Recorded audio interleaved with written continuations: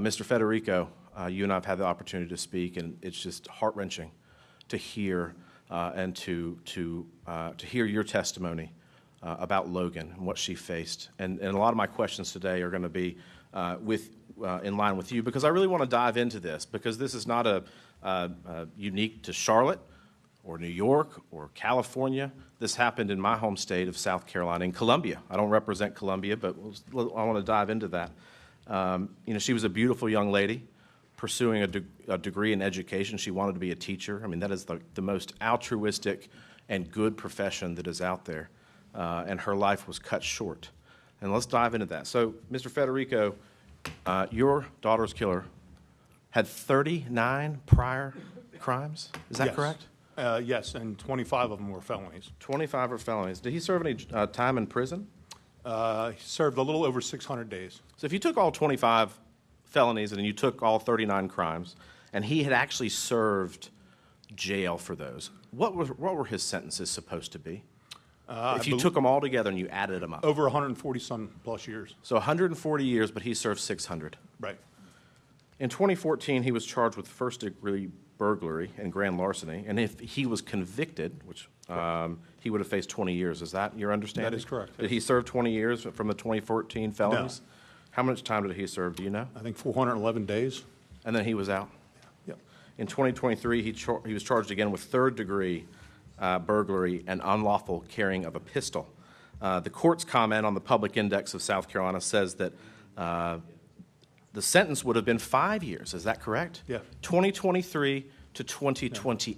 Yeah. Would have never met Logan. He would have never met Logan. He would have still been incarcerated. What happened in that sentencing? Do you remember?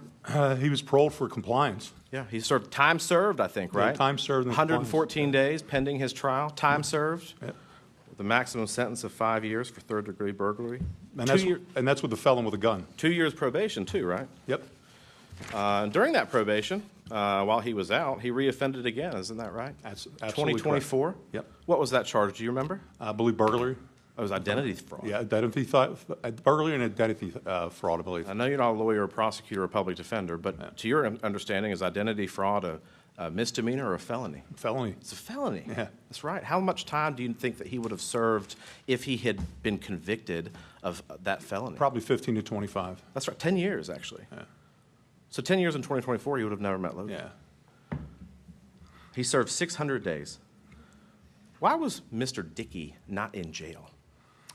You know what? A couple different reasons, but there was a couple fingerprint issues. But from what I understand, Mr. Dickey wasn't in prison because most of his plea deals. Plea deals. Yeah. And they say fingerprints, but don't you think that the judges and the solicitor would have had access to other records? Well, listen, if the person who found out about the fingerprints issue found out about it in 10 minutes, they sure as hell could have found out about it. Now, if the judge or have you talked to the prosecutor, by the way, on the current case? Just once in 4 months. Who is his name?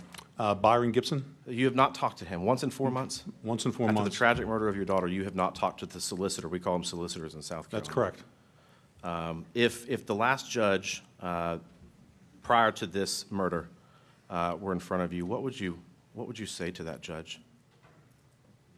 And then after that, I'll yield after your answer. I'm not so sure I would say anything to him. I'm not so sure he would be in front of me. Take a look at my daughter. I don't have anything to say to him. What could I say? How he disappointed me, how he failed Logan, how he failed everybody in his community. How many Alexander Dickeys do you think are out in South Carolina right now? How many Mecklenburg? Heck, there was 4 murders in Charlotte last week. I mean, come on. This isn't working. It's not working for anyone. Thank you for your bravery coming here today. I know it's not easy for any of the witnesses. And with that, Mr. Chairman, I yield back.